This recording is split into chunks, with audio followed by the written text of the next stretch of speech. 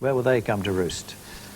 Good evening. Those are just three of the cases from this week's programme. But first, let's take a look at last week's results. You'll recall that I pondered on whether our new time would increase the response. Well, the answer lies here. 10 calls on the murder, 12 on the rapist, 20 sightings of that Porsche Targa coupe, 3 about the Ford Escort that ran down the PC at Holloway, and 2 witnesses to the assault on the PC at Highbury.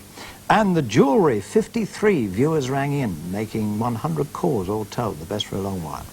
Now, let's see how we can help London's police this week. First, in a case of murder.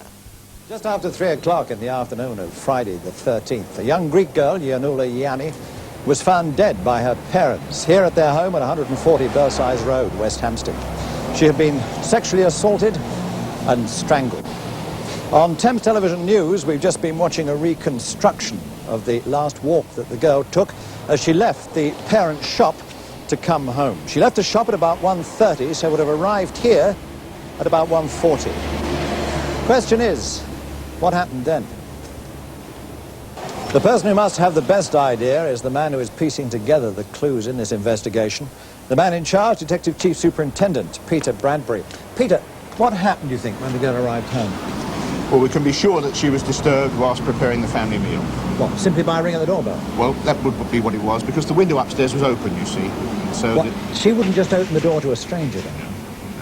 She would look out of the window to see who it was. This one right above here? Yes.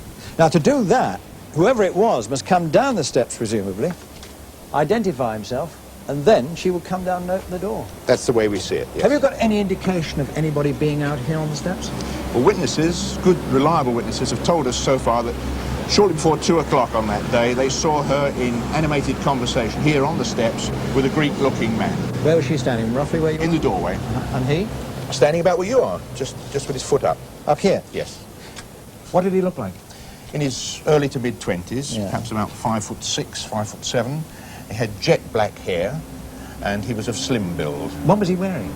He was wearing a dark navy blue or black wind cheater type jacket, which had a tight ribbed woolen effect here and a blouson. Right. And what else?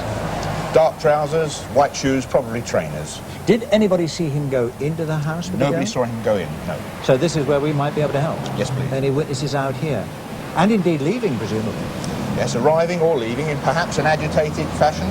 I should think it wasn't premeditated, and I think he's probably very disturbed. All right, we'll see what we can do.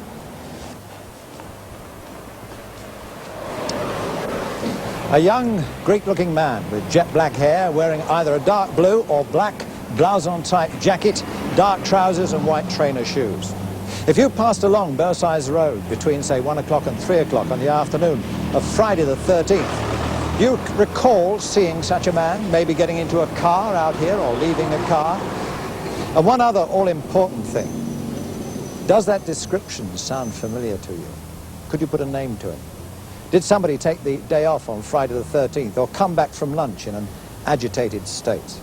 If you think you can help on this, on the murder of Yiannoulla Yianni, please get in touch with the detectives on either of these numbers, either 435-3053 or 435-0145.